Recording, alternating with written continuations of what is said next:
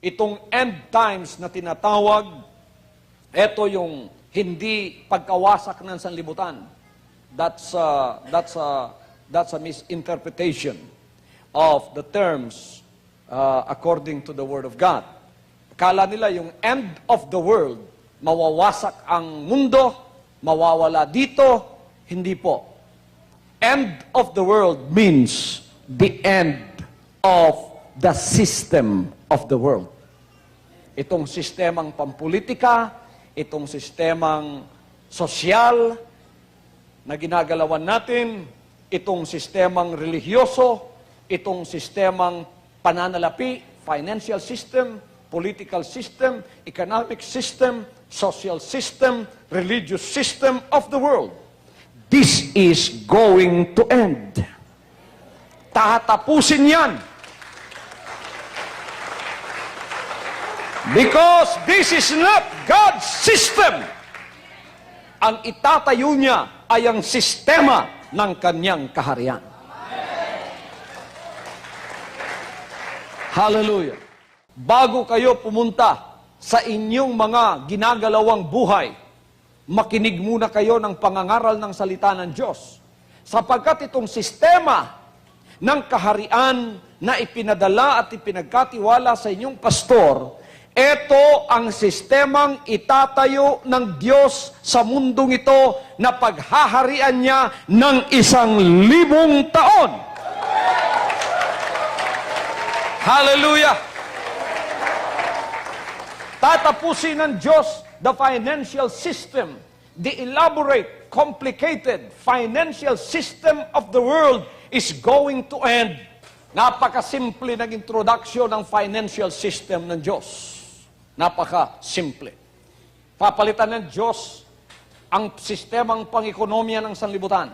Papalitan din ng Diyos ang political na sistema ng sanlibutan. Sa kakristyanuhan naman, makikita ninyo, si Kristo lahat ang pinapangaral, pero hindi nagkakaintindihan. Nagkakawatak-watak tayong lalo ng dahil sa relihiyon at denominasyon. Hindi tayo nagkakaisa, hindi tayo nagmamahalan.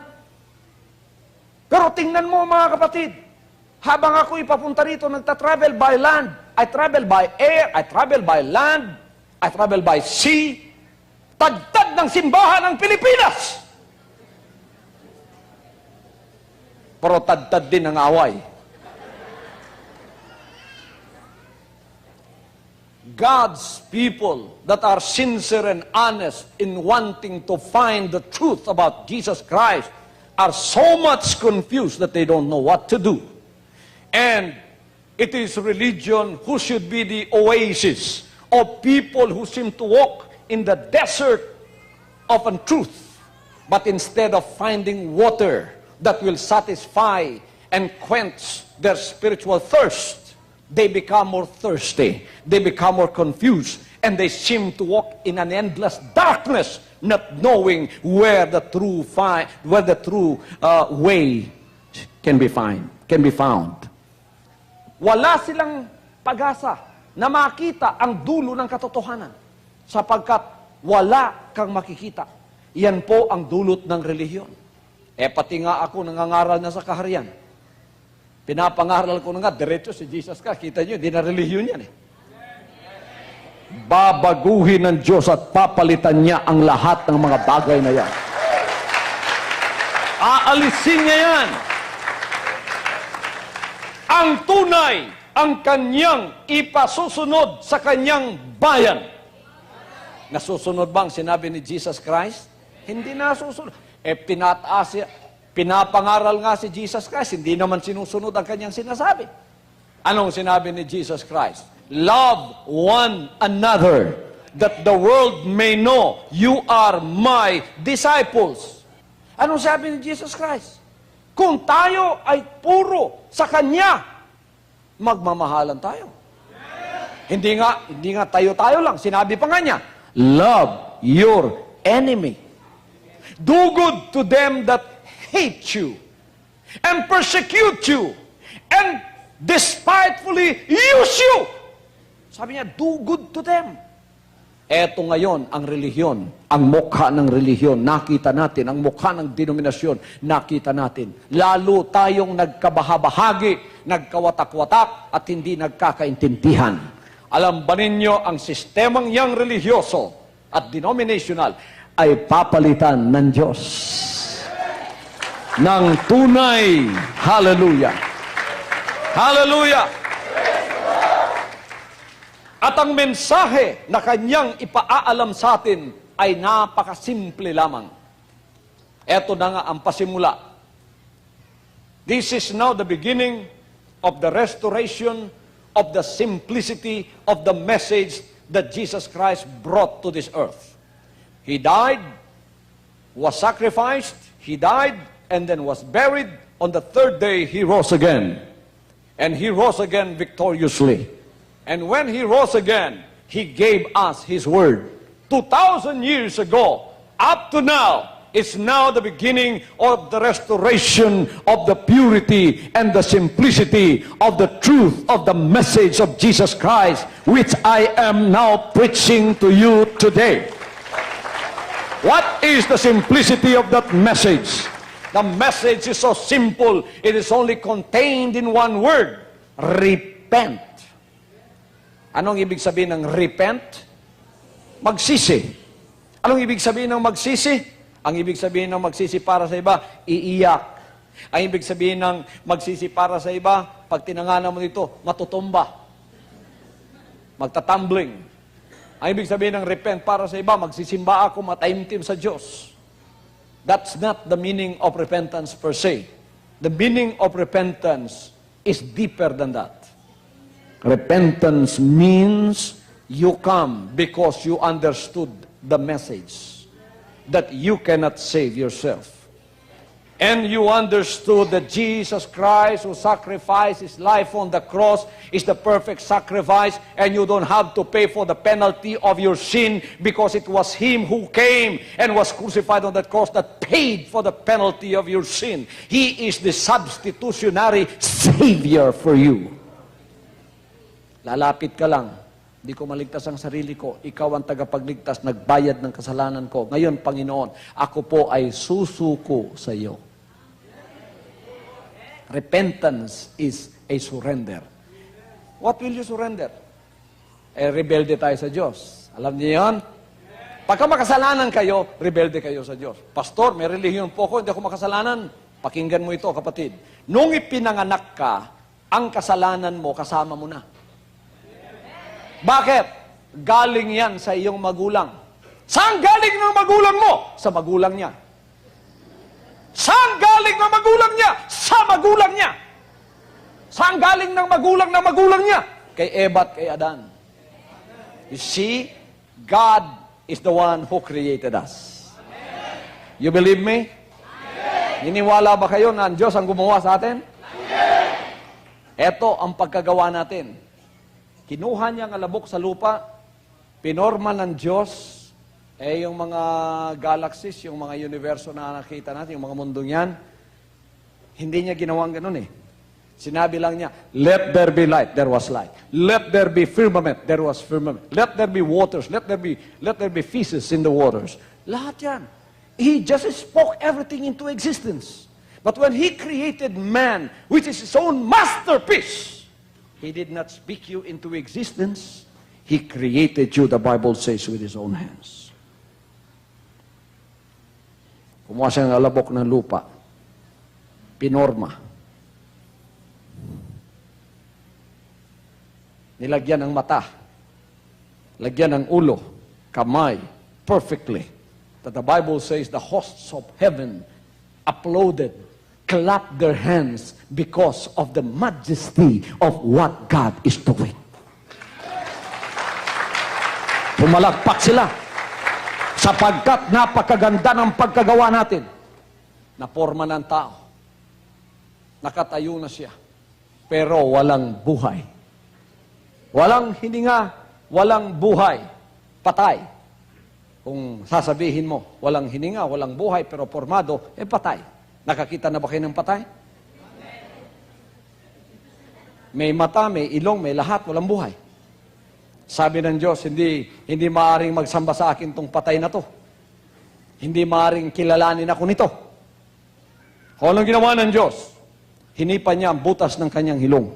Lumapit ang Panginoon, ang Diyos, at pagkatapos, pumasok ang hininga sa butas ng iyong ilong. Biglang-bigla, nabuhay ka. Nakilala mo ang sarili mo. Alam mong may paa ka, may kamay ka, lahat-lahat, nakilala mo. At ang katawan mo, nakilala niya ang mundong ito. Kilala mo ang katawan mo, kilala mo ang sarili mo, kilala mo ang buhay mo, kilala mo ang kapalibutan mo, kilala mo may mga hayop, kilala mo may mga bundok, kilala mo may mga kahoy, kilala mo may tubig, lahat kilala mo.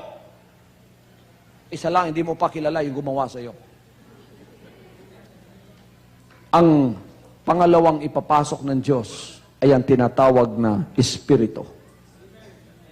Because the Spirit, when it is inside of you, will tell you of your relationship with the Father.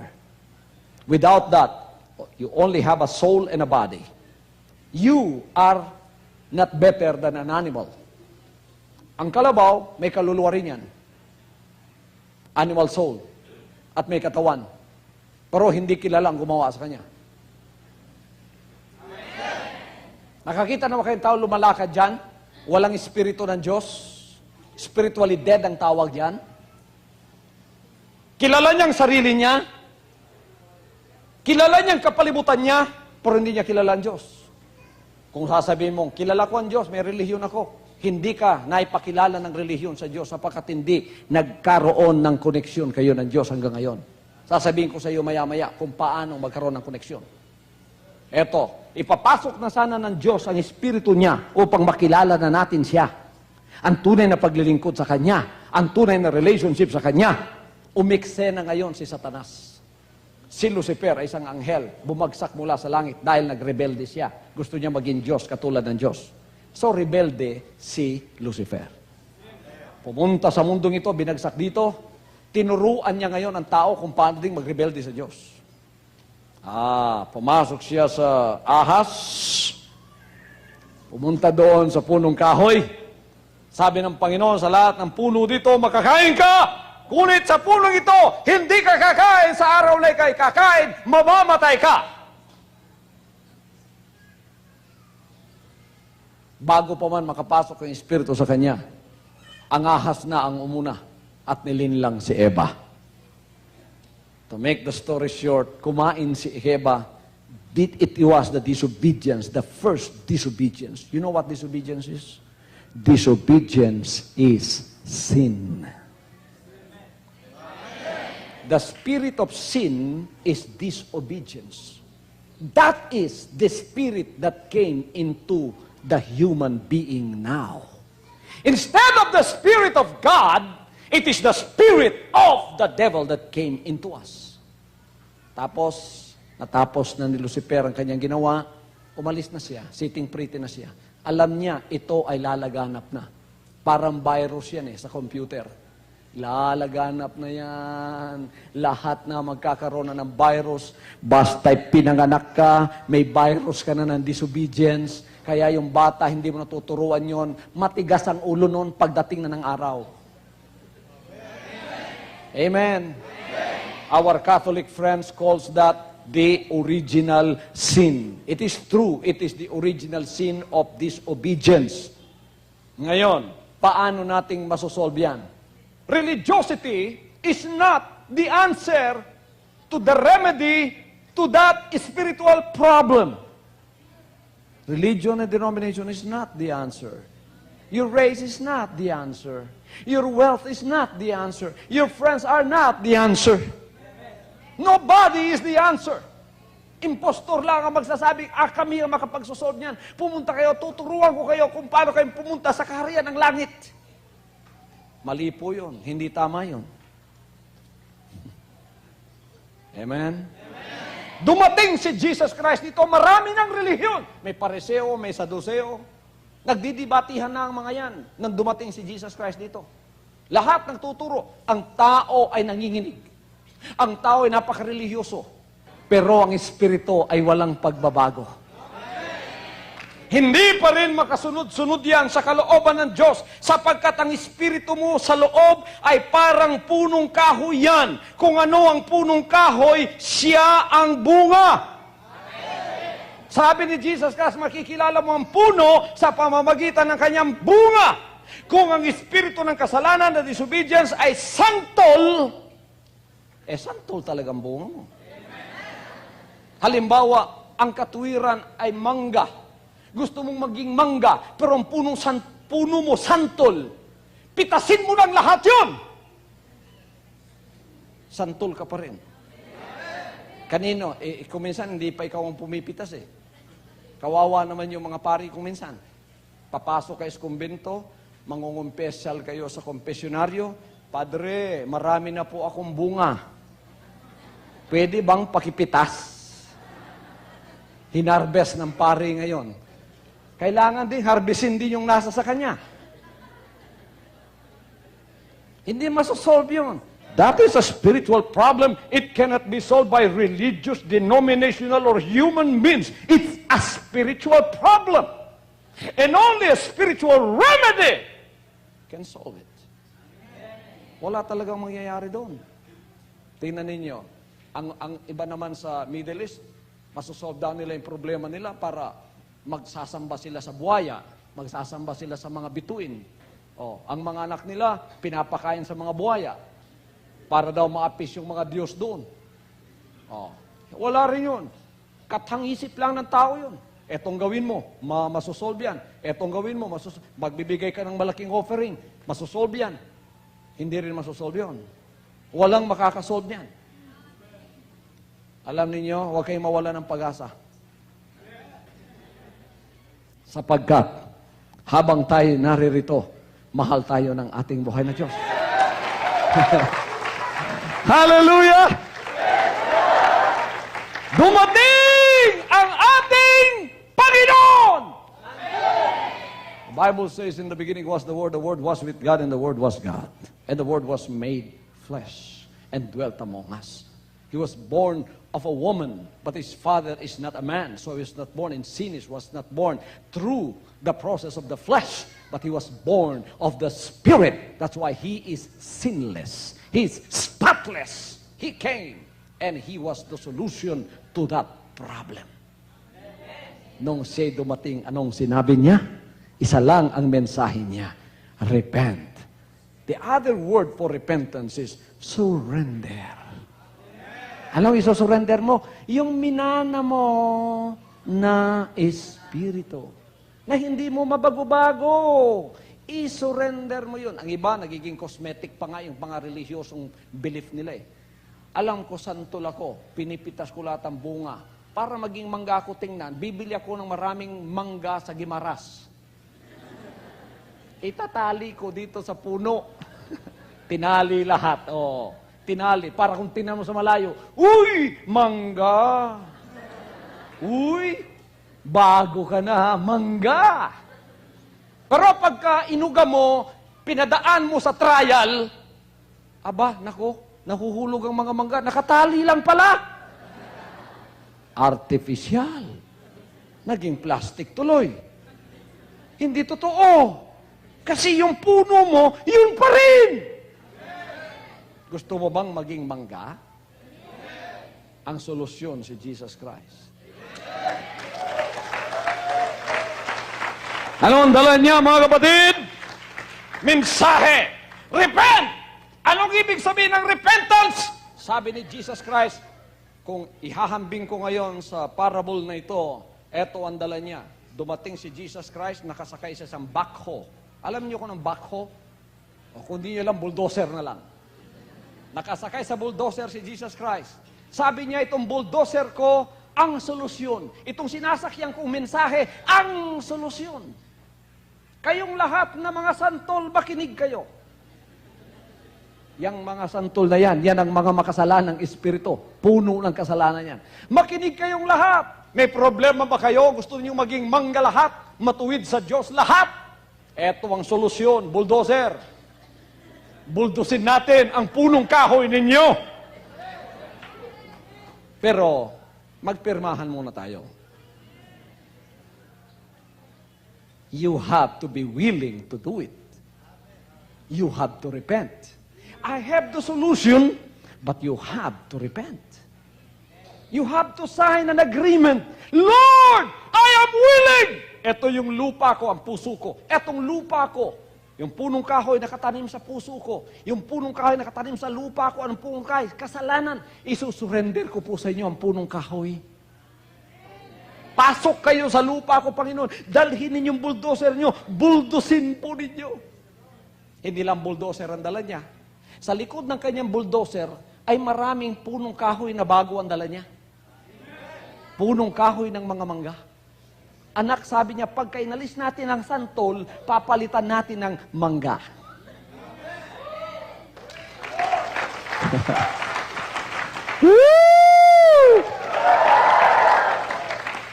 Sino ang gustong maging mangga ang kanyang espiritu?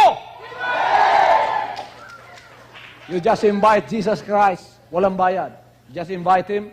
Pero kung nakarinig ka ng mensaheng ito, pero ayaw mong papasukin siya sa bakod ng puso mo, gusto mo pa rin santol ka, hindi ka pipilitin ni Jesus Christ. Because hindi naman sa pilitan ang magandang balita.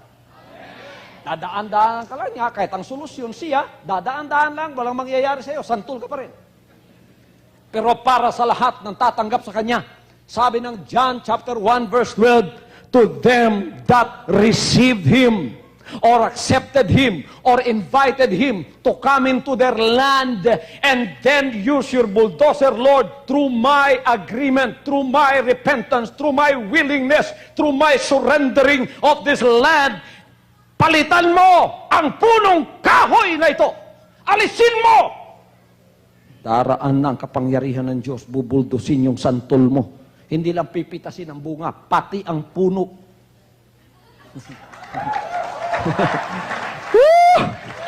Aalisin!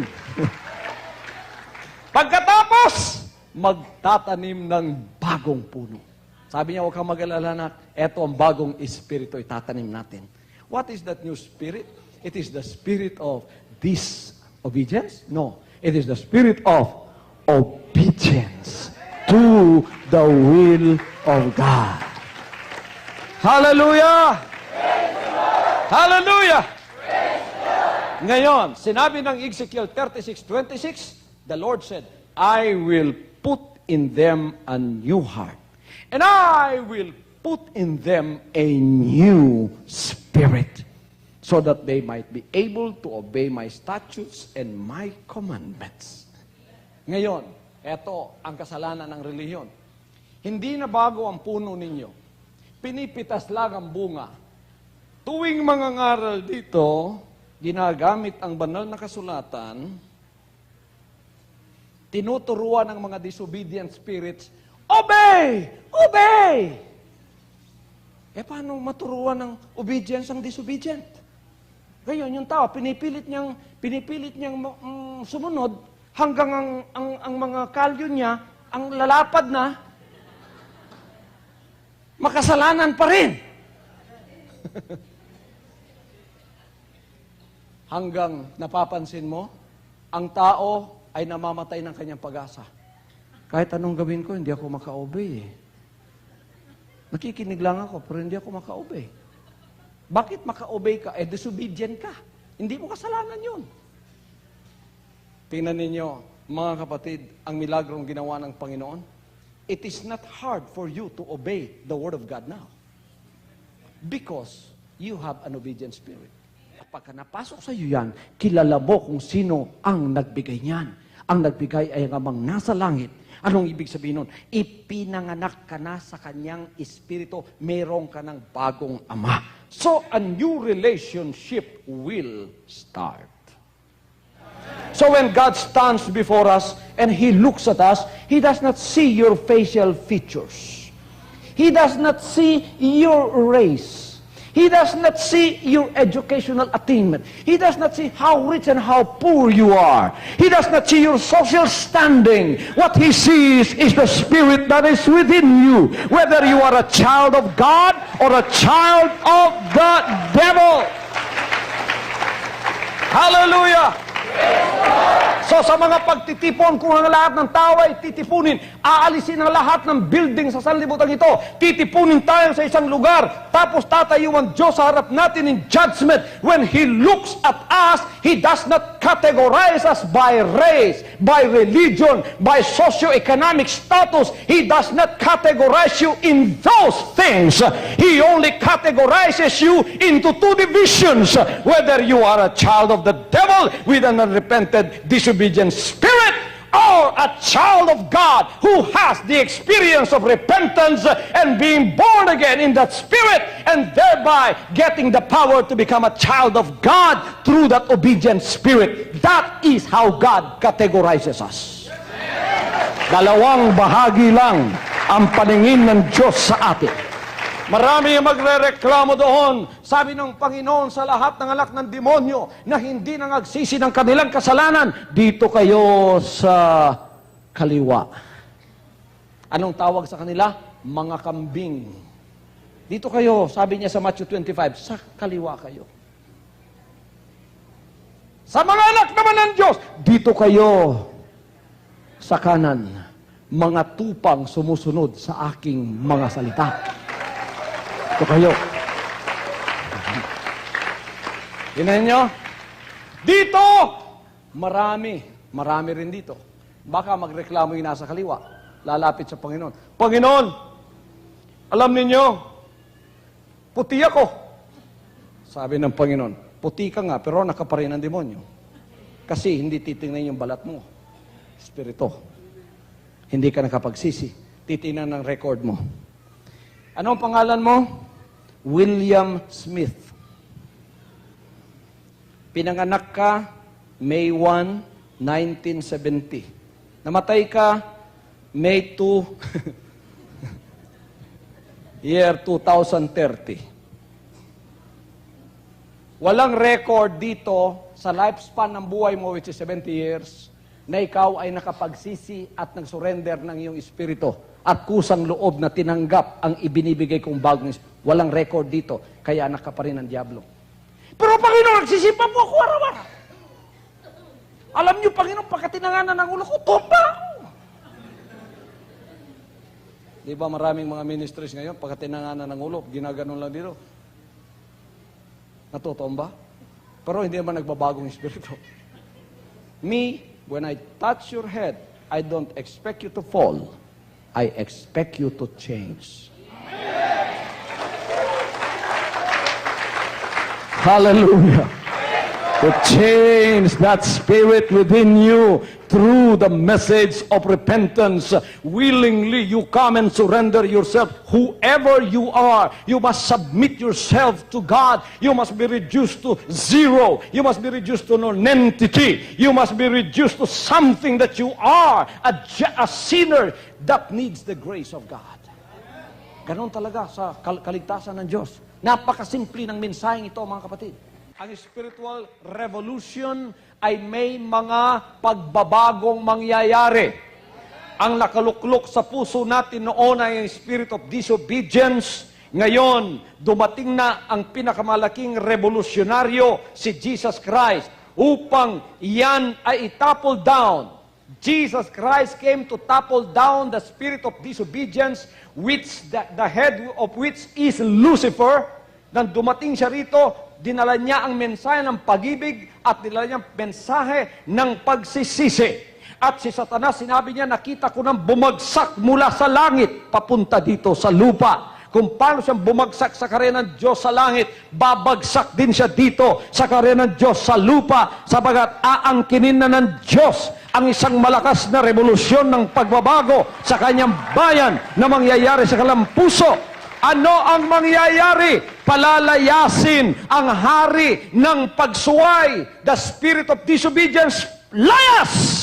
Pagkatapos uupo ang bagong espiritong nagmumula sa Diyos na ang kumakatawan ay si Jesus Christ. Siya ang ating anak ng Diyos na sumunod unang-una sa kalooban ng Amang nasa langit. Siya na ngayon ang nakaluklok, naghahari sa ating mga puso. Hindi lang natin siya tinanggap na tagapagligtas, tinanggap natin siyang hari nang sinabi natin, isinusuko ko sa iyo ang aking espiritu at hindi na ang bunga niya o kalooban niya ang mangyayari ngayon sa aking buhay. Kaya yung kanyang dalangin na dinalangin nung na siya naririto, naganap na ngayon sa ating kapanahunan. Ano ang dalangin niya? Our Father which art in heaven, hallowed be thy name. Wow! Ang ganda pakinggan. Thy kingdom come! Saan? Saan? Saan darating ang kanyang kaharian? Yan. Kaya bulaan yung mga relihiyon at denominasyon sinasabing, dito kayo, tuturuan ko kayo ng daan papunta ng kaharian ng langit. O, ngayon, ano nangyari? Nasa wilderness kayo ng pananampalataya nyo. Libot-libot kayo sa mundong ito, hindi nyo nakita ang kaharian ng Diyos. Sapagkat hindi pa kayo ang pupunta doon, ang kaharian ng Diyos ang pupunta dito. Thy kingdom come. Paano ninyo alam na ang kaharian niya dumating na? Thy will be done on earth. Yan ang pinakamalaking bagay dyan. Ang kalooban niya matutupad na. Paano matutupad ang kalooban niya kung lahat tayo disobedient? Gusto man nating sumunod, hindi tayo makasunod. Dahil ang puno natin, santol pa rin. Disobedient pa rin. Ngayon, pwede na ba? May nangagsisi na ba? Tingnan ko nga yung mga kamay ng mga sumuko na at nagsisi na sa harapan ng ating buhay. Thy kingdom come, thy will be done on earth. On earth. Natutupad nga ang kanyang kalooban dito, kaya ang kaharian niya nandirito na. Ang kaharian niya nakapasok na sa puso ng mga tao naririto.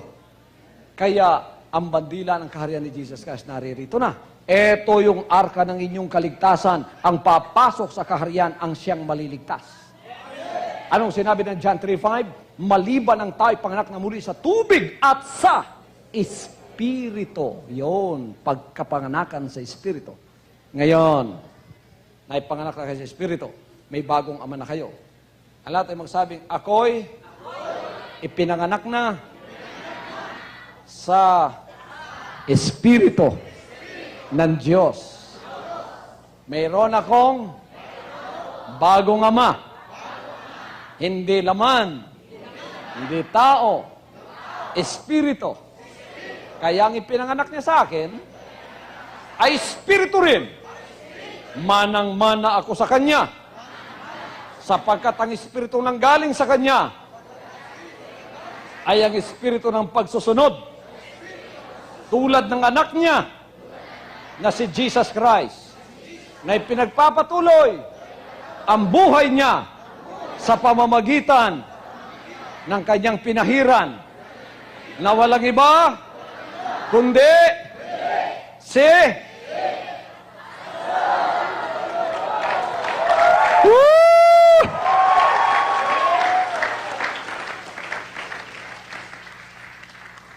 mga religious leaders, huwag kayo magalit sa akin. Yan naman katotohanan. Hanggang hindi kayo maalis sa relihiyon ninyo, galit kayo sa akin. Sa pagpunta ng anak ng Diyos dito, si Jesus Christ, at ang buhay niya, nilipat lang niya sa akin, ibang katawan to, pero nilipat lang niya. Ang pumako sa kanya sa krus, mga leader ng relihiyon. Kayo, gusto rin niyo ipako ako sa krus. Biro niyo, texting sa Pilipinas, sinasabing patay na si Kibuloy.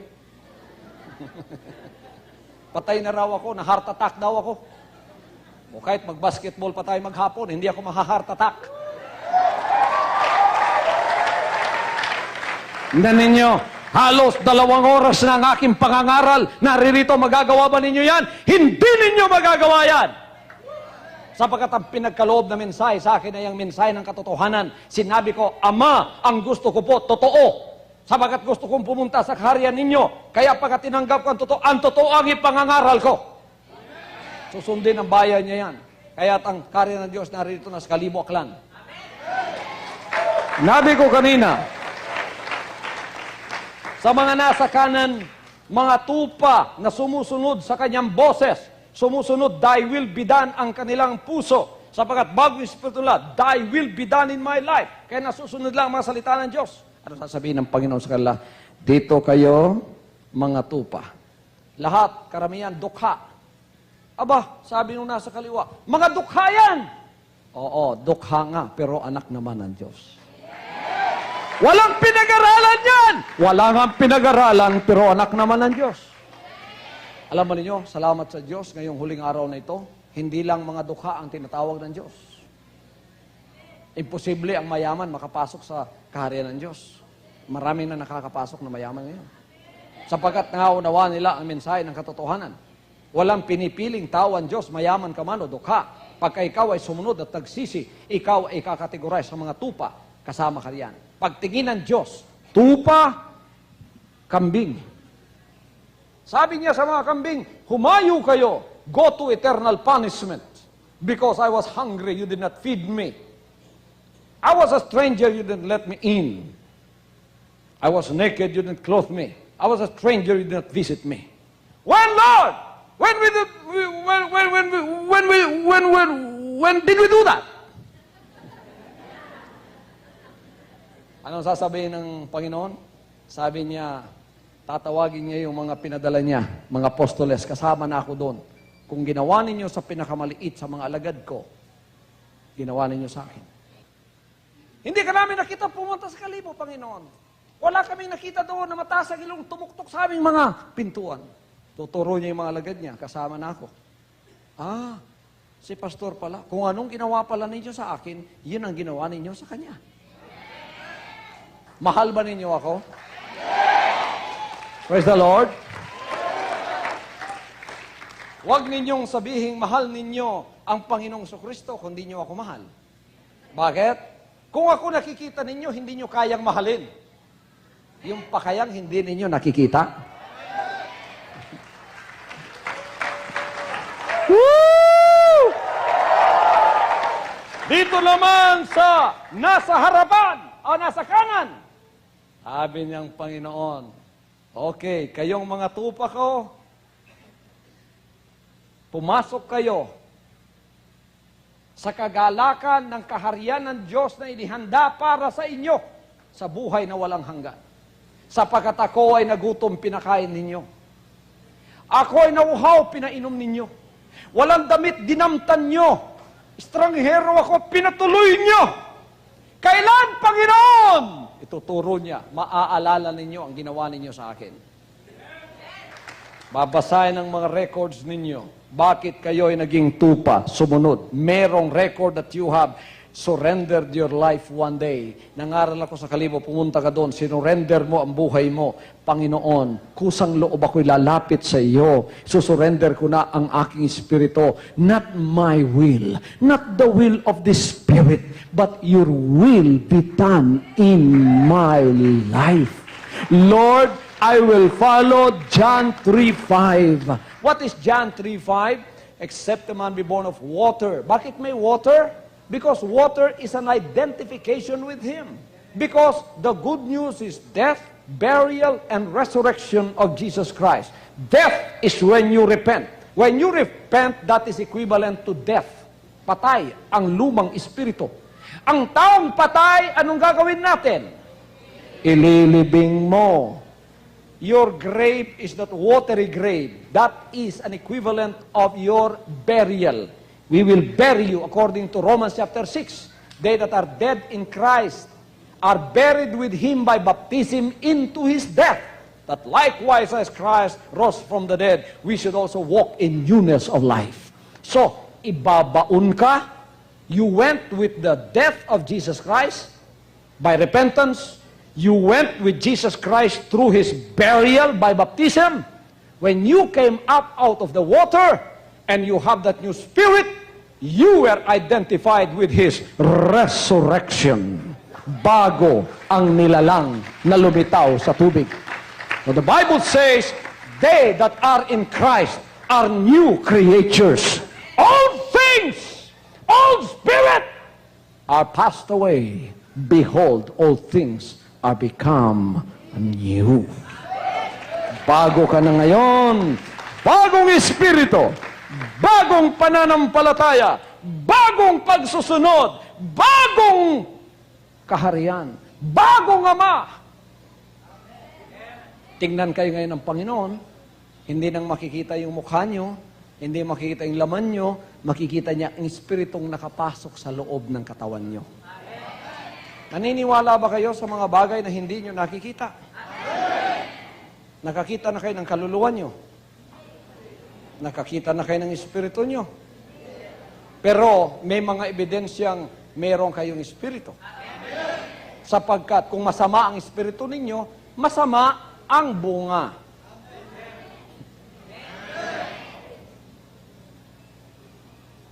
Kung kaluluwa lang, hindi kayo makikilala. Para lang kayong hayop.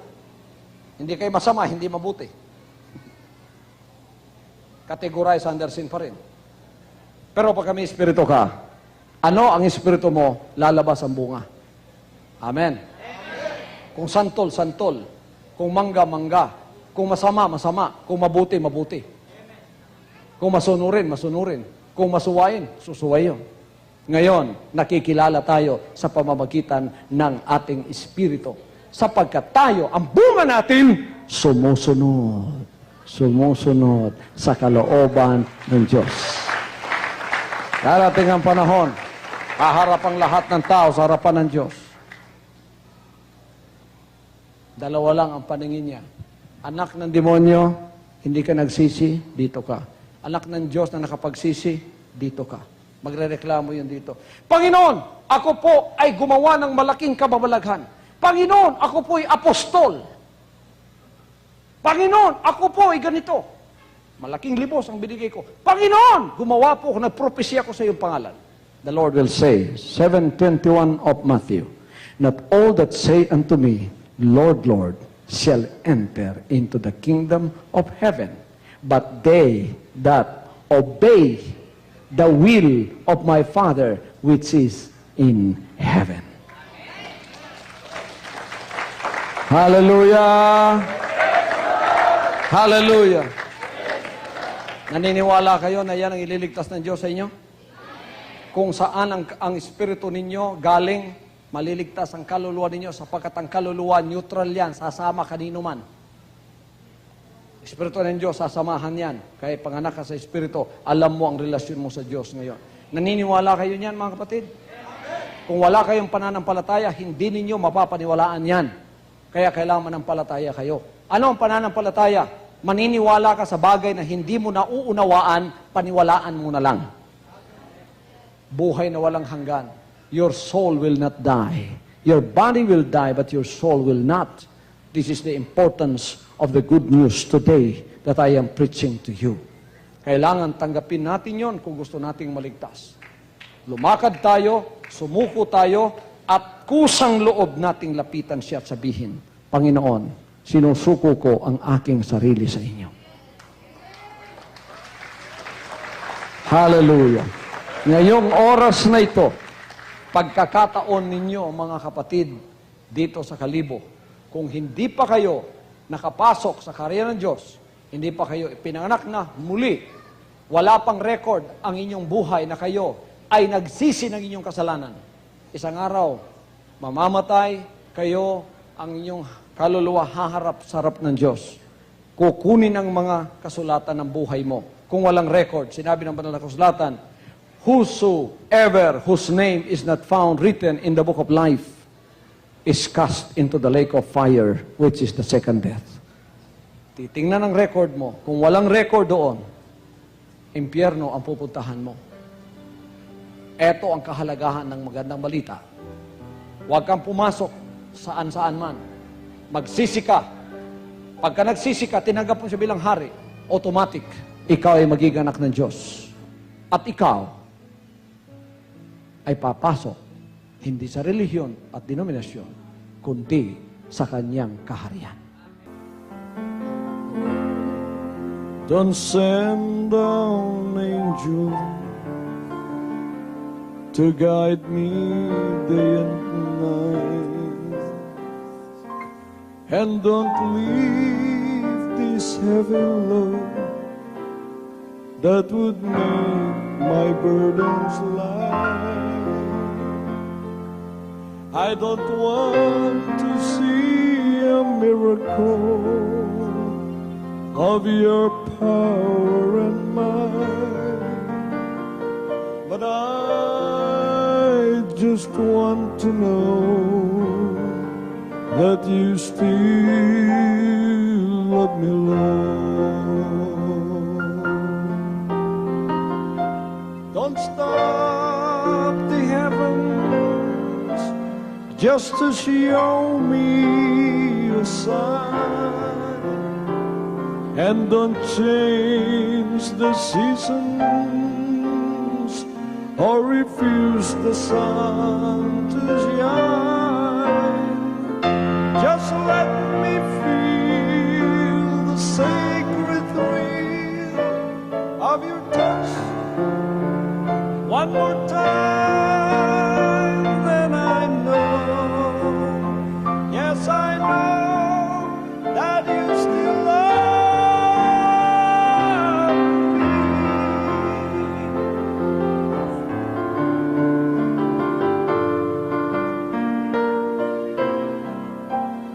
Don't send down blessings. You see, I've had more than my share. I'll keep on guessing if tomorrow will be there. I'm not asking for your mercy in my hour of dark despair, but I just want to know that you still love me, Lord. Don't stop the heavens just to show me a sign, and don't change the seasons or refuse the sun to shine. Just let me feel the sacred thrill of your touch one more time, then I know, yes I know, that you still love me.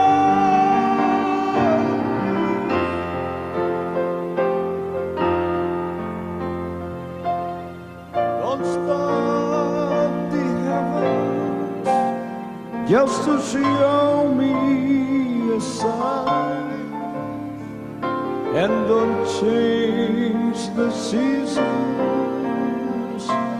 or refuse the sun to shine. Just let me feel the sacred thrill of your touch one more time, then I know, yes I know, that you still love me. Hallelujah. Itong end times na tinatawag, ito yung hindi pagkawasak ng sanlibutan. That's a misinterpretation of the terms according to the Word of God. Akala nila yung end of the world, mawawasak ang mundo, mawawala dito, hindi po. End of the world means the end of the system of the world. Itong sistemang pampolitika, itong sistemang sosyal na ginagalawan natin, itong sistemang religyoso, itong sistemang pananalapi, financial system, political system, economic system, social system, religious system of the world. This is going to end. Tatapusin yan. Because this is not God's system. Ang itatayo niya ay ang sistema ng kanyang kaharian. Hallelujah. Bago kayo pumunta sa inyong mga ginagalawang buhay, makinig muna kayo ng pangangaral ng salita ng Diyos. Sapagkat itong sistema ng kaharian na ipinadala at ipinagkatiwala sa inyong pastor, ito ang sistemang itatayo ng Diyos sa mundong ito na paghaharian niya ng 1,000 taon. Hallelujah! Tatapusin ng Diyos the financial system, the elaborate, complicated financial system of the world is going to end. Napakasimple ng introduction ng financial system ng Diyos. Napakasimple. Papalitan ng Diyos ang sistemang pang-ekonomiya ng sanlibutan. Papalitan din ng Diyos ang political na sistema ng sanlibutan. Sa kakristyanuhan naman, makikita ninyo, si Kristo lahat ang pinapangaral, pero hindi nagkakaintindihan. Nagkakawatak-watak tayong lalo ng dahil sa relihiyon at denominasyon. Hindi tayo nagkakaisa, hindi tayo nagmamahalan. Pero tingnan mo mga kapatid, habang ako ipapunta rito, nagta-travel by land, I travel by air, I travel by land, I travel by sea, tagtad ng simbahan ng Pilipinas. Pero tagtad din ng away. God's people that are sincere and honest in wanting to find the truth about Jesus Christ are so much confused that they don't know what to do. And it is religion who should be the oasis of people who seem to walk in the desert of untruth, but instead of finding water that will satisfy and quench their spiritual thirst, they become more thirsty, they become more confused, and they seem to walk in an endless darkness, not knowing where the true way can be found. Wala silang pag-asa na makita ang dulo ng katotohanan, sapagkat wala kang makikita. Yan po ang dulot ng relihiyon. Pati nga ako nangangaral na sa kaharian. Pinapangaral ko na nga, diretso si Jesus Christ. Kita nyo, di na relihiyon yan eh. Babaguhin ng Diyos at papalitan niya ang lahat ng mga bagay na yan. Aalisin niya yan. Ang tunay, ang kanyang ipasusunod sa kanyang bayan. Nasusunod ba ang sinabi ni Jesus Christ? Hindi nasusunod. Pinapangaral nga si Jesus Christ, hindi naman sinusunod ang kanyang sinasabi. Anong sinabi ni Jesus Christ? Love one another, that the world may know you are my disciples. Anong sabi ni Jesus Christ? Kung tayo ay puro sa Kanya, magmamahalan tayo. Hindi nga tayo lang. Sinabi pa nga niya, love your enemy. Do good to them that hate you, and persecute you, and despitefully use you. Sabi niya, do good to them. Eto ngayon ang relihiyon, ang mukha ng relihiyon, nakita natin, ang mukha ng denominasyon, nakita natin. Lalo tayong nagkabahabahagi, nagkawatak-watak, at hindi nagkakaintindihan. Alam ba ninyo, ang sistemang yang religyoso at denominational ay papalitan ng Diyos ng tunay. Hallelujah! Hallelujah! At ang mensahe na kanyang ipaaalam sa atin ay napakasimple lamang.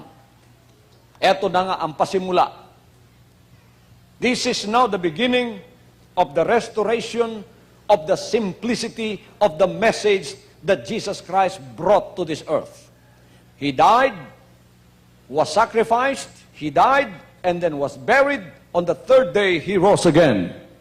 And He rose again victoriously. And when He rose again, He gave us His word.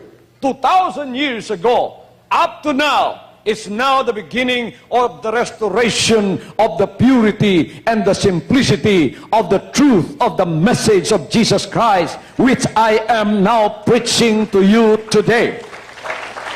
What is the simplicity of that message?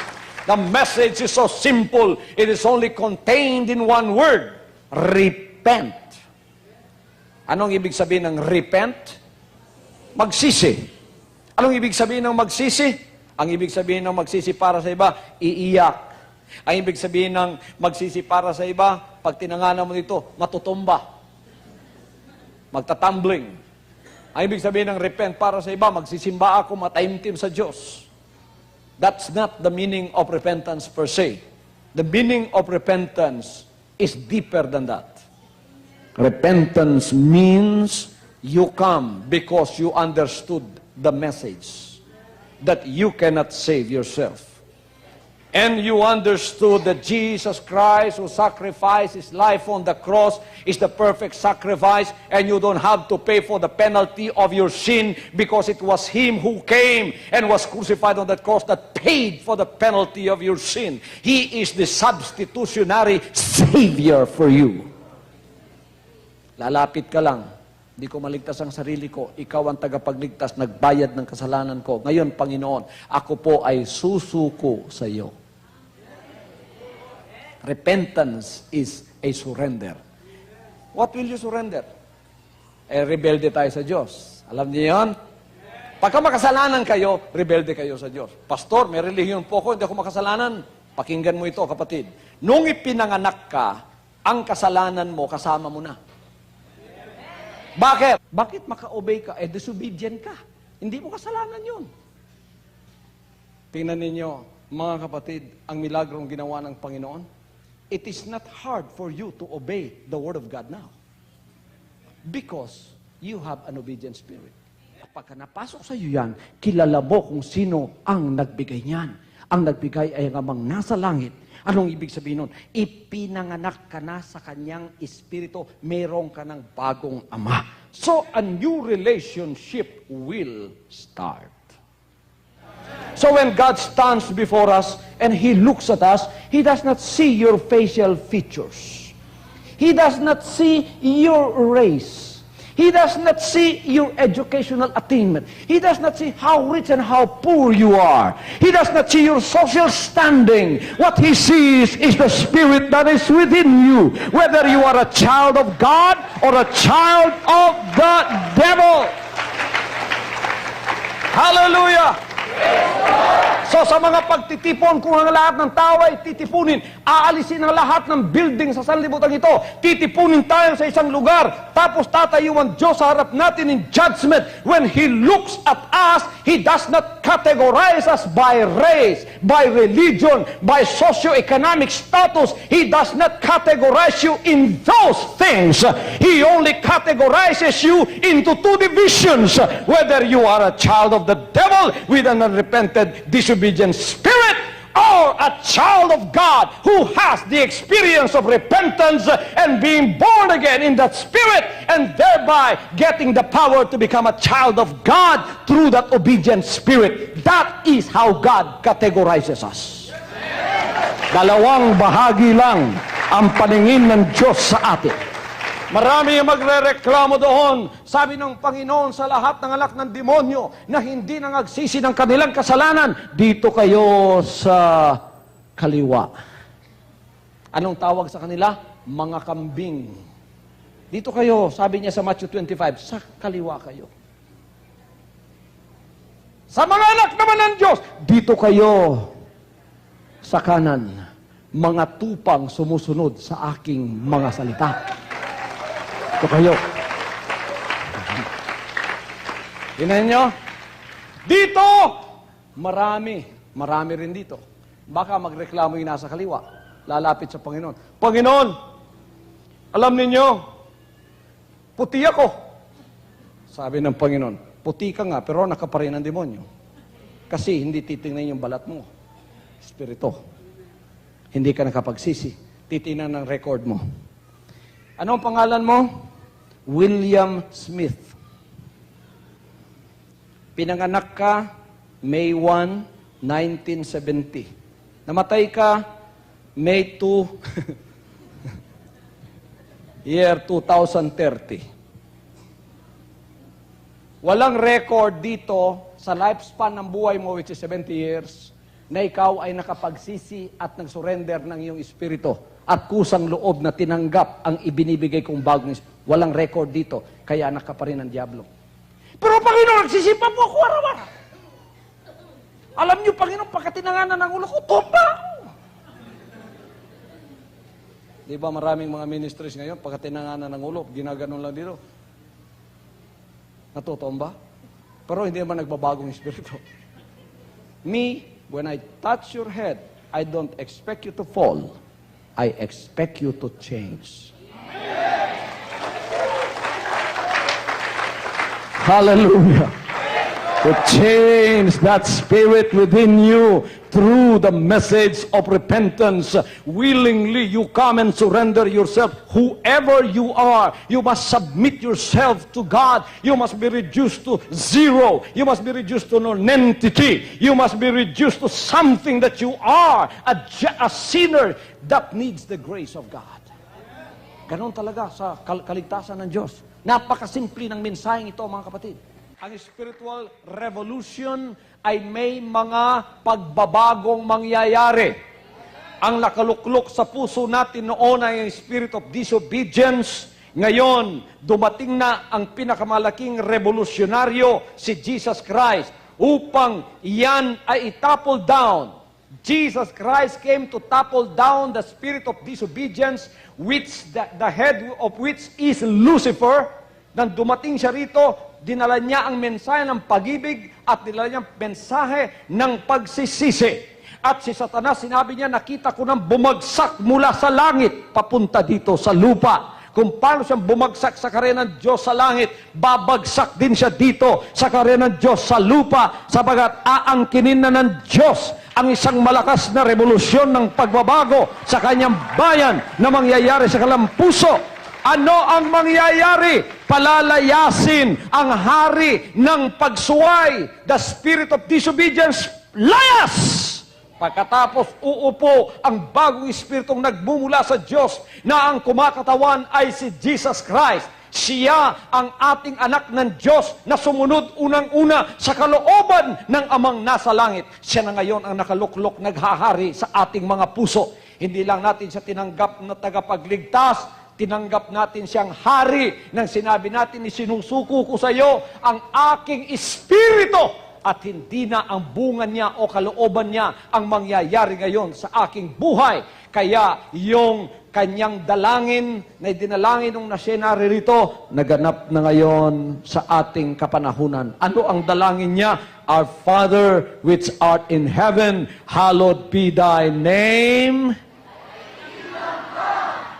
Wow! Ang ganda pakinggan.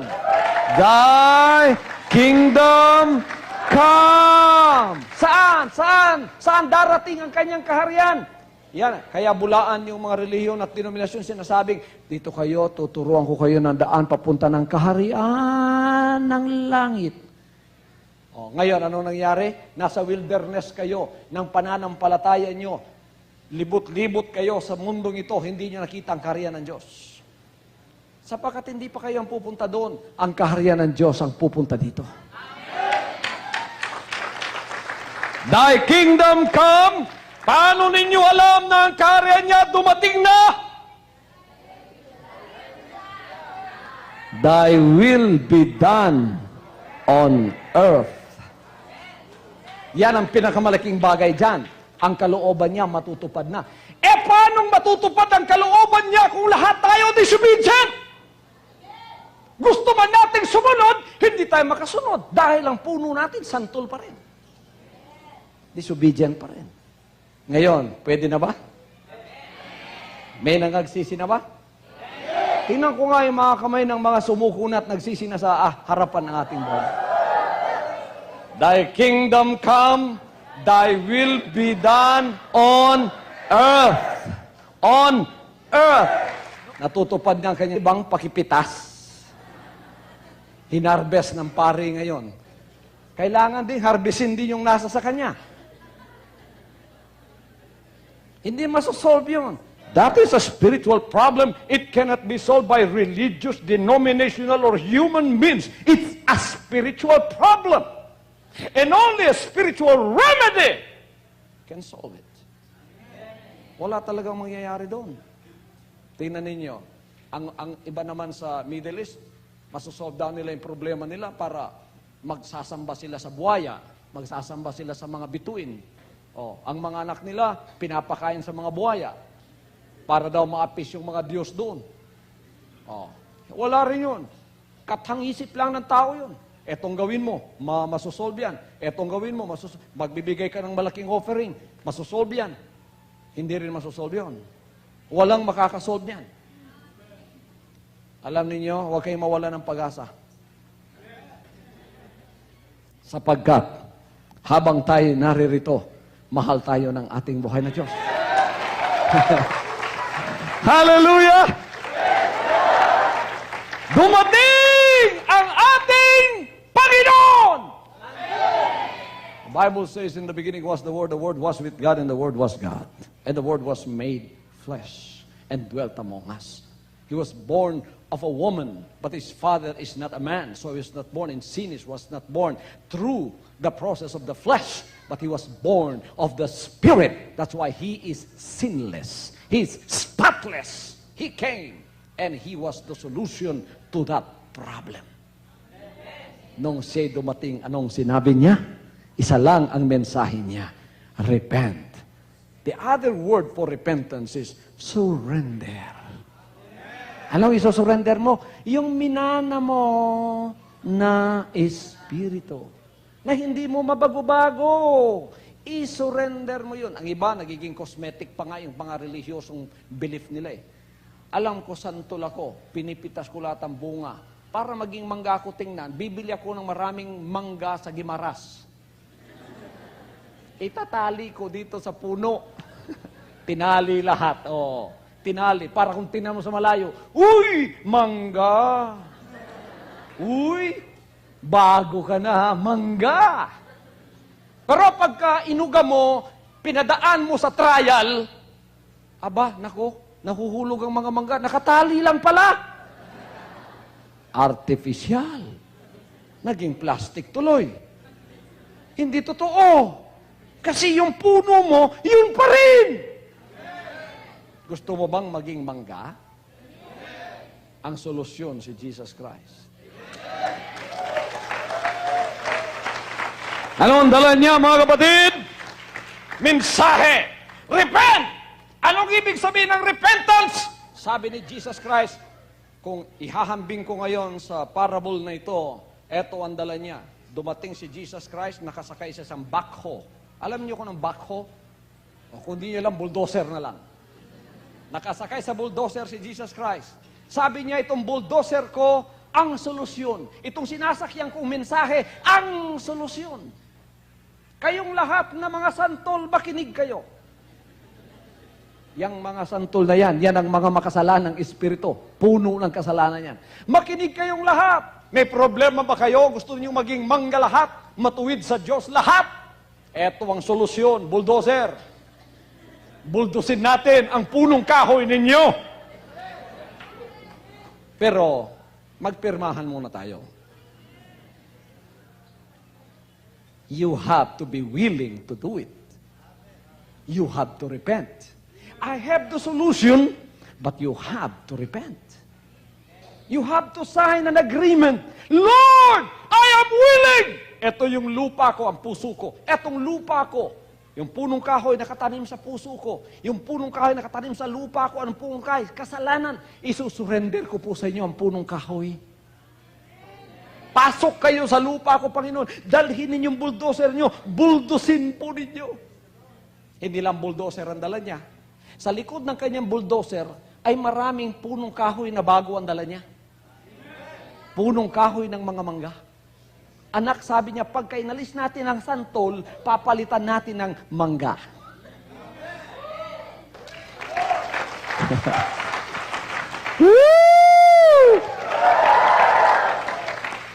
Sino ang gustong maging mangga ang kanyang espiritu? You just invite Jesus Christ. Walang bayad. Just invite Him.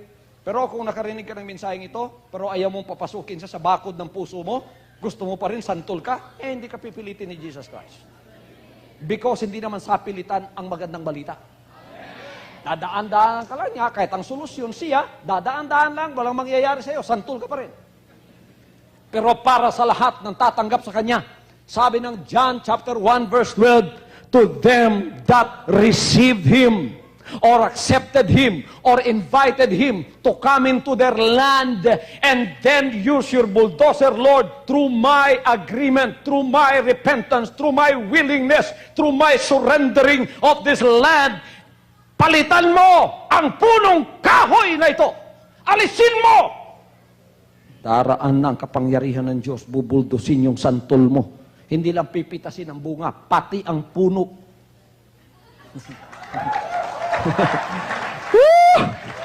Aalisin! Pagkatapos, magtatanim ng bagong puno. Sabi niya, huwag kang mag-alala na, eto ang bagong espiritu itatanim natin.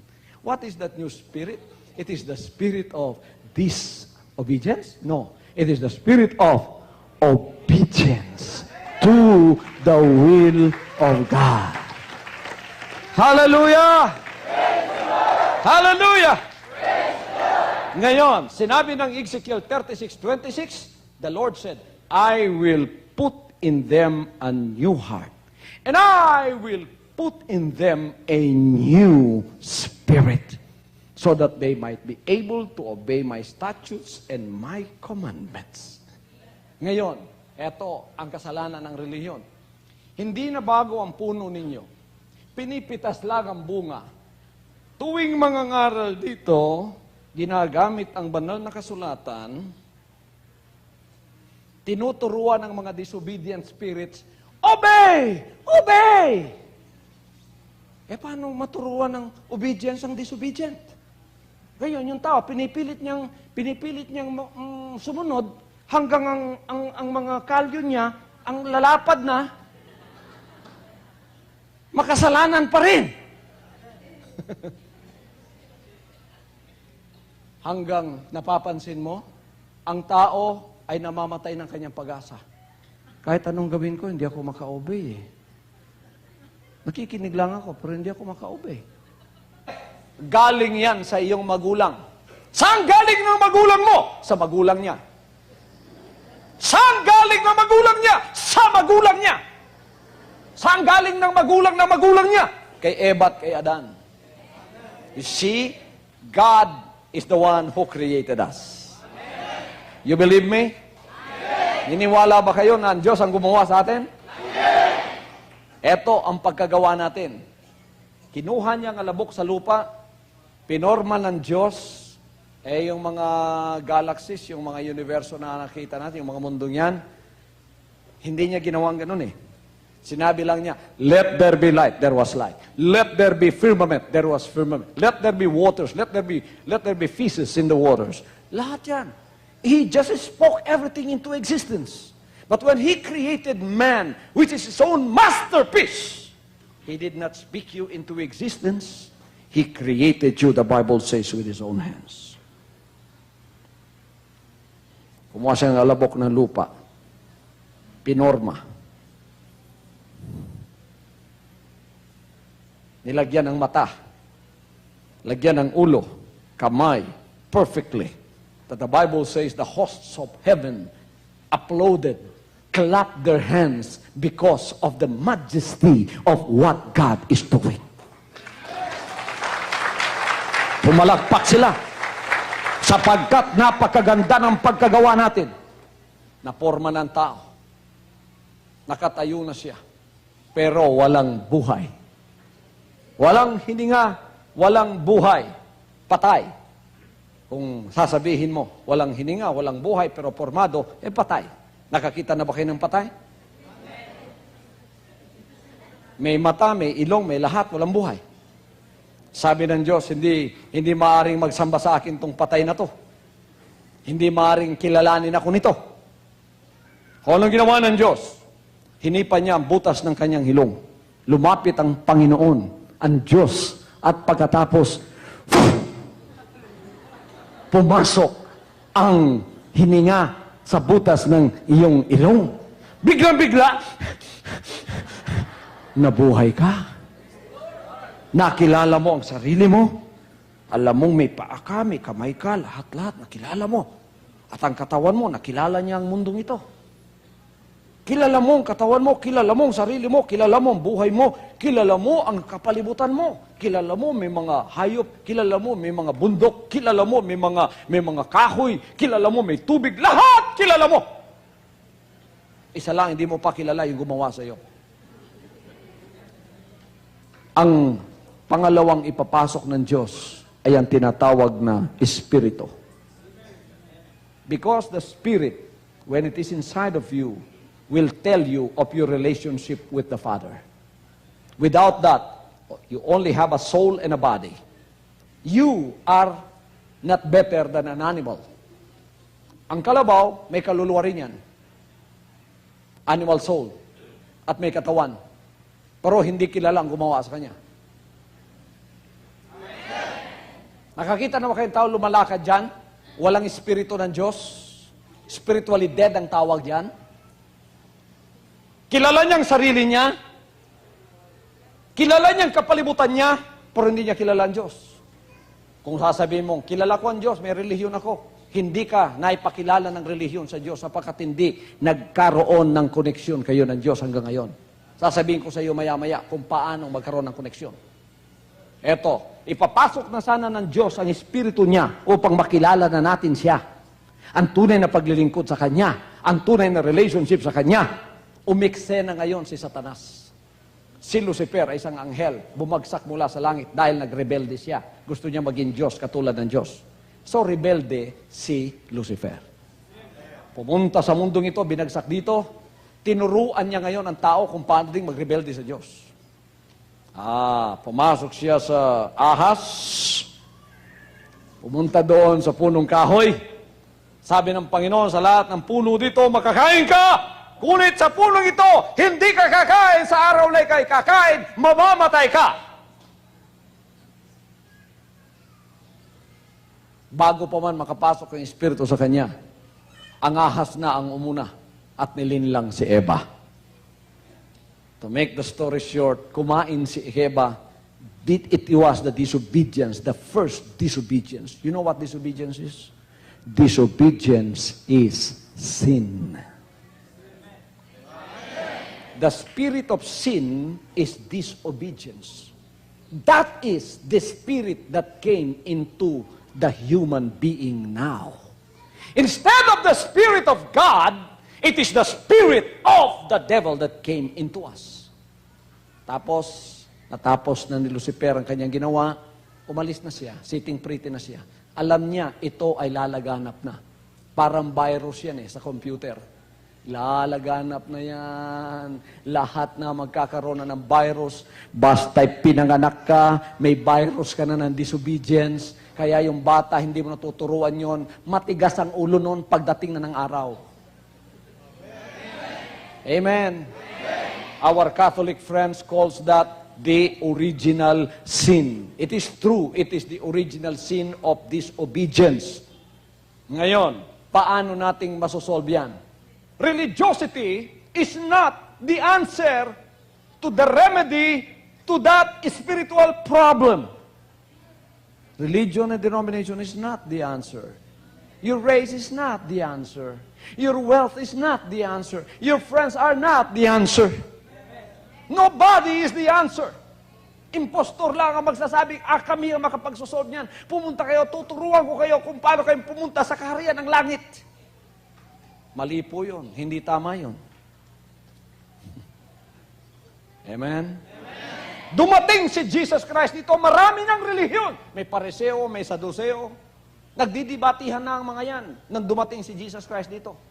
Lahat nagtuturo. Ang tao ay nanginginig. Ang tao ay napakarelihiyoso. Pero ang Espiritu ay walang pagbabago. Hindi pa rin makasunod-sunod yan sa kalooban ng Diyos sapagkat ang Espiritu mo sa loob ay parang punong kahoy yan. Kung ano ang punong kahoy, siya ang bunga. Sabi ni Jesus Christ, makikilala mo ang puno sa pamamagitan ng kanyang bunga.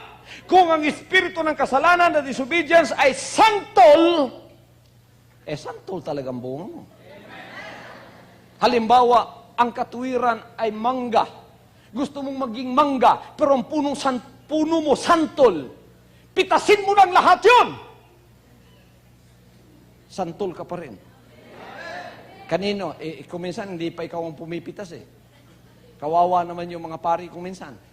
Papasok kayo sa kumbento, mangungumpesyal kayo sa kompesyonaryo, Padre, marami na po akong bunga. Pwede kalooban dito, kaya ang kaharian niya nandirito na. Ang kaharian niya nakapasok na sa puso ng mga tao naririto. Kaya ang bandila ng kaharian ni Jesus Christ naririto na. Ito yung arka ng inyong kaligtasan. Ang papasok sa kaharian ang siyang maliligtas. Anong sinabi ng John 3:5? Maliban ang tao'y panganak na muli sa tubig at sa Espiritu. Yun, pagkapanganakan sa Espiritu. Ngayon, naipanganak na kayo sa Espiritu, may bagong ama na kayo. Ang lahat ay magsabing, ako'y ipinanganak na sa Espiritu ng Diyos. Mayroon akong bagong ama. Hindi laman, hindi tao, Espiritu. Kaya ang ipinanganak niya sa akin ay Espiritu rin. Manang-mana ako sa Kanya. Sapagkat ang Espiritu nang galing sa Kanya ay ang Espiritu ng pagsusunod.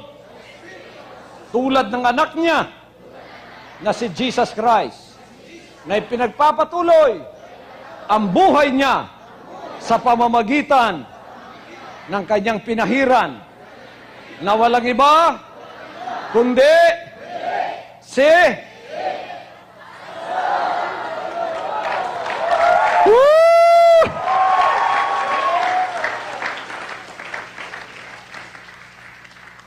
mga religious leaders, huwag kayo magalit sa akin. Yan naman katotohanan. Hanggang hindi kayo maalis sa relihiyon ninyo, galit kayo sa akin. Sa pagpunta ng anak ng Diyos dito, si Jesus Christ, at ang buhay niya, nilipat lang niya sa akin, ibang katawan to, pero nilipat lang niya. Ang pumako sa kanya sa krus, mga leader ng relihiyon. Kayo, gusto rin niyo ipako ako sa krus. Biro niyo, texting sa Pilipinas, sinasabing patay na si Kibuloy. Patay na raw ako, na heart attack daw ako. O kahit mag-basketball pa tayo maghapon, hindi ako maha-heart attack. Tingnan ninyo, halos 2 oras na ang aking pangangaral. Naririto, magagawa ba ninyo yan? Hindi ninyo magagawa yan! Sapagkat ang pinagkaloob na mensahe sa akin ay ang mensahe ng katotohanan. Sinabi ko, Ama, ang gusto ko po, totoo. Sabagat gusto kong pumunta sa kaharian ninyo. Kaya pagkat tinanggap ko ang totoo ang ipangangaral ko. Susundin ang bayan niya yan. Kaya ang kaharian ng Diyos narito na sa Kalibo Aklan. Nabi ko kanina, sa mga nasa kanan, mga tupa na sumusunod sa kanyang boses, sumusunod, thy will be done ang kanilang puso. Sapagat bago yung Espiritu nila, thy will be done in my life. Kaya nasusunod lang ang mga salita ng Diyos. Ano sasabihin ng Panginoon sa kanila? Dito kayo, mga tupa. Lahat, karamihan, dukha. Aba, sabi nung nasa kaliwa, mga dukha yan! Oo, dukha nga, pero anak naman ng Diyos. Walang pinag-aralan yan! Wala nga pinag-aralan, pero anak naman ng Diyos. Alam mo ninyo, salamat sa Diyos, ngayong huling araw na ito, hindi lang mga dukha ang tinatawag ng Diyos. Imposible ang mayaman makapasok sa kaharian ng Diyos. Marami na nakakapasok na mayaman ngayon. Sapagkat naunawa nila ang mensahe ng katotohanan. Walang pinipiling tao ang Diyos, mayaman ka man o dukha. Pagka ikaw ay sumunod at tagsisi, ikaw ay kakategorize sa mga tupa, kasama ka riyan. Pagtingin ng Diyos, tupa, kambing. Sabi niya sa mga kambing, humayo kayo, go to eternal punishment. Because I was hungry, you did not feed me. I was a stranger, you didn't let me in. I was naked, you didn't clothe me. I was a stranger, you did not visit me. When, Lord? When did we do that? Anong sasabihin ng Panginoon? Sabi niya, tatawagin niya yung mga pinadala niya, mga apostoles, kasama na ako doon. Kung ginawa ninyo sa pinakamaliit sa mga alagad ko, ginawa ninyo sa akin. Hindi ka namin nakita pumunta sa Kalibo, Panginoon. Wala kaming nakita doon na mataas ang ilong tumuktok sa aming mga pintuan. Tuturo niya yung mga alagad niya, kasama na ako. Ah, si pastor pala. Kung anong ginawa pala ninyo sa akin, yun ang ginawa ninyo sa kanya. Mahal ba ninyo ako? Praise the Lord. Huwag ninyong sabihing mahal ninyo ang Panginoong Kristo kung hindi nyo ako mahal. Bakit? Kung ako nakikita ninyo, hindi nyo kayang mahalin. Yung pakayang hindi ninyo nakikita. Woo! Dito naman sa nasa harapan o nasa kanan, sabi niyang Panginoon, okay, kayong mga tupa ko, pumasok kayo sa kagalakan ng kaharian ng Diyos na inihanda para sa inyo sa buhay na walang hanggan. Sapagkat ako ay nagutom, pinakain ninyo. Ako ay nauhaw, pinainom ninyo. Walang damit, dinamtan nyo. Estranghero ako, pinatuloy nyo. Kailan, Panginoon? Ituturo niya, maaalala ninyo ang ginawa ninyo sa akin. Babasahin ang mga records ninyo. Bakit kayo ay naging tupa, sumunod? Merong record that you have surrendered your life one day. Nangaral ako sa Kalibo, pumunta ka doon, sinurrender mo ang buhay mo. Panginoon, kusang loob ako'y lalapit sa iyo. Susurrender ko na ang aking espiritu. Not my will, not the will of the Spirit, but your will be done in my life. Lord, I will follow John 3:5. What is John 3:5?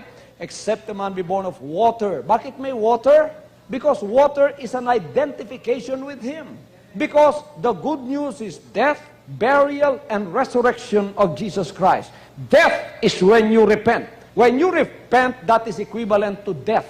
Patay ang lumang espiritu. Ang taong patay, anong gagawin natin? Ililibing mo. Your grave is not watery grave. That is an equivalent of your burial. We will bury you according to Romans chapter 6. They that are dead in Christ are buried with Him by baptism into His death. That likewise as Christ rose from the dead, we should also walk in newness of life. So, ibabaon ka. You went with the death of Jesus Christ by repentance. You went with Jesus Christ through His burial by baptism. When you came up out of the water and you have that new spirit, you were identified with His resurrection. Bago ang nilalang na lumitaw sa tubig. Now the Bible says, they that are in Christ are new creatures. All things, all spirit are passed away. Behold, all things are become new. Bago ka na ngayon, bagong espiritu, bagong pananampalataya, bagong pagsusunod,